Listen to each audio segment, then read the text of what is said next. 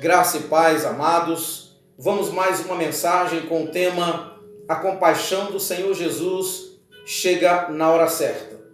Mas antes de nós meditarmos na palavra do Senhor, quero pedir a você que ainda não é inscrito em nosso canal, que se inscreva, dê o seu like, compartilhe os nossos vídeos, a fim de que possamos alcançar o maior número de pessoas para o reino de Deus. O nosso sonho é levar 100 milhões de almas ao conhecimento da palavra do Senhor. Abra sua Bíblia comigo no Evangelho de Lucas, no capítulo de número 7, versículos 6 e 7, que dizem o seguinte: Então Jesus foi com eles, e quando já estava perto da casa, o oficial romano mandou alguns amigos dizerem a Jesus: Senhor, não se incomode, eu não mereço que entres na minha casa. Versículo 6. E acho também que não mereço a honra de falar com o Senhor pessoalmente. Dê somente uma ordem e o meu empregado ficará curado. Queridos, eu gostaria de meditar sobre esta mensagem que nos leva a refletir acerca da compaixão, da misericórdia do Senhor Jesus. A Bíblia diz que esse oficial romano, ele tem um empregado e, pelo que a Bíblia diz, esse empregado é muito querido por esse homem. E esse homem, ele certamente tinha uma patente muito alta no exército romano. E ao ouvir falar de Jesus, esse homem então decide pedir ajuda ao Senhor Jesus. E quando ele decide pedir ajuda, ele envia algumas pessoas. E essas pessoas intercedem por ele diante do Senhor Jesus. E essas pessoas dizem ao Senhor Jesus que esse homem, ele é um homem bom, e que ele até construiu algumas sinagogas, e que esse homem, ele é um homem piedoso.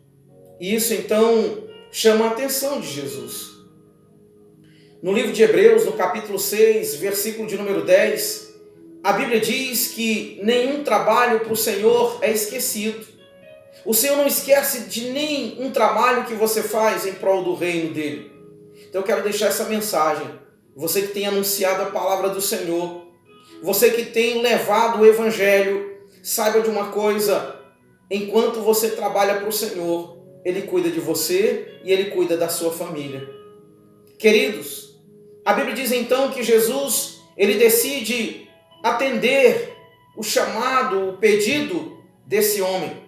E quando Jesus está chegando, eu imagino aquele homem pensando e dizendo para si mesmo: que honra receber Jesus em minha casa.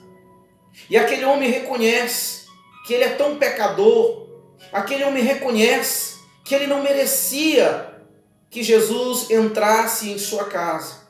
Aquele homem, humildemente, ele então chama alguns amigos e manda que esses amigos digam a Jesus que Jesus não se incomodasse, porque aquele homem não se achava digno, aquele homem não se achava merecedor de que o Rei dos Reis, o Senhor dos Senhores, visitasse o seu lar. Queridos, a Bíblia diz no livro de Tiago, no capítulo de número 4, versículo de número 10, que Deus resiste aos soberbos, mas Ele dá graça aos humildes.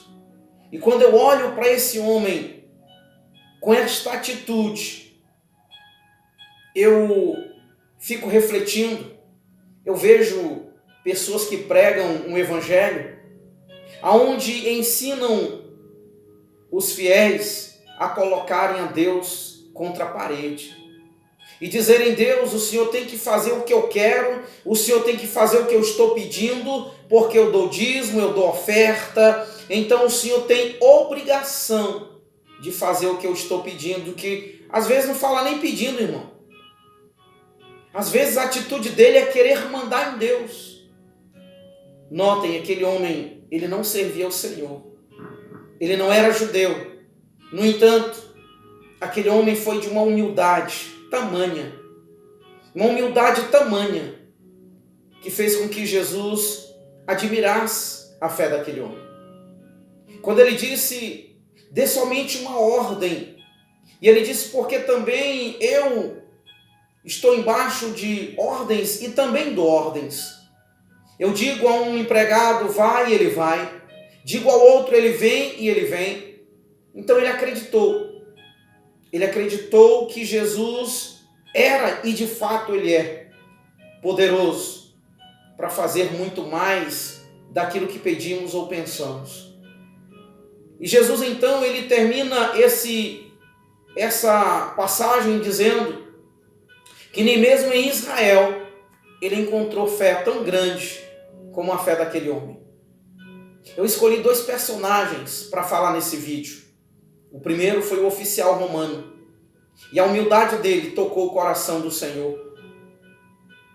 E o que me chama a atenção é que também aquele homem, ele teve pessoas para interceder por ele. Pessoas que foram a Jesus e disseram, olha Senhor, esse homem, ele é bom para nós.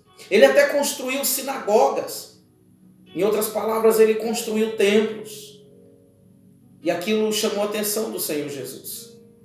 Lá no livro de Atos, no capítulo de número 10, quando Cornélio está orando diante do Senhor, e que o anjo chega com Cornélio e diz, Cornélio, as tuas orações e as tuas esmolas subiram ao trono de Deus, e ele não esqueceu de você. E o anjo diz então para Cornélio, manda chamar Simão Pedro, ele vai te dizer o que tu deves fazer. Eu estou aqui neste vídeo, na condição de pregador do Evangelho, na condição de enviado do Senhor pela graça e a misericórdia dele, para dizer a você que tudo que você tem feito em prol do reino de Deus, nada será esquecido. E é claro, eu sei que muitos fazem, irmãos, não por interesse. O apóstolo Paulo diz que nós não devemos fazer a obra do Senhor por interesse, mas devemos fazer por amor. E você que faz por amor, saiba, enquanto você faz a obra do Senhor, Ele cuida de você. Eu lembro de um testemunho que eu e o irmão Diego, lá na cidade de Bauru, vivemos. Um dia nós estávamos andando na rua em Bauru e tinha um irmão pregando no farol. O Espírito Santo falou que é o meu coração, vai lá e abençoa o meu servo. E quando eu cheguei lá e disse àquele irmão, irmão, me dá um abraço. E eu disse, irmão, que coisa linda que você está fazendo, pregando o Evangelho. E eu disse, o Espírito Santo mandou eu te dar isto aqui. E quando eu abençoei aquele irmão, ele começou a chorar. O Diego lembra disso, ele disse, meu Deus, eu sabia. Ele disse que o Espírito Santo mandou ele trabalhar. E naquele dia, ele não tinha nada para comer em casa. Bastou ele priorizar o reino de Deus. Bastou ele priorizar a obra do Senhor. E o Senhor prontamente o abençoou. Queridos, que nós possamos ter a humildade que esse homem teve de reconhecer que ele era tão pecador, que ele era tão indigno. Ele reconheceu que Jesus era grande, que Jesus era e de fato é grande e santo, e por isso ele alcançou a misericórdia do Senhor. Eu vejo pessoas que desafiam Deus, eu vejo pessoas que querem colocar Deus contra a parede e ainda dizem, o Senhor tem que fazer, porque eu sou fiel ao Senhor e o Senhor tem que fazer.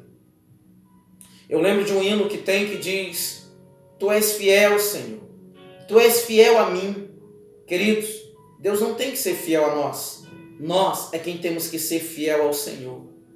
Nós é quem temos a obrigação de sermos fiéis a Ele. Queridos, eu escolhi um outro personagem. Lucas capítulo 7, a partir do versículo 11.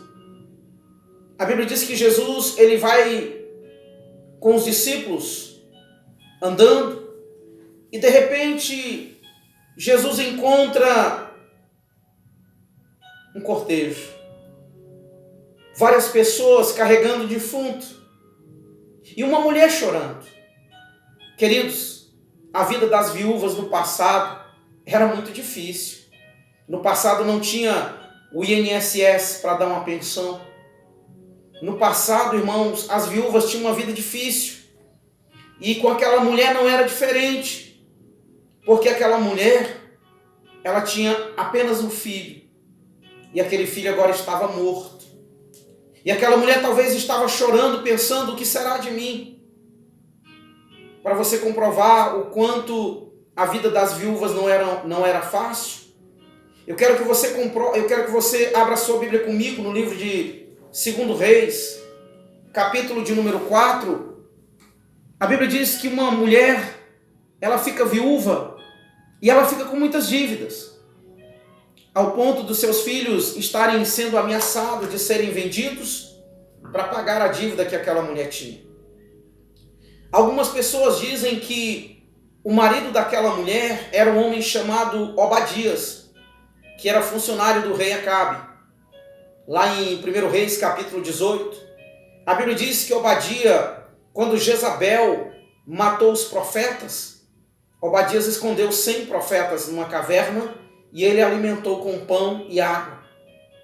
Algumas pessoas dizem que essa dívida era proveniente desta provisão que Obadias havia feito para os profetas do Senhor.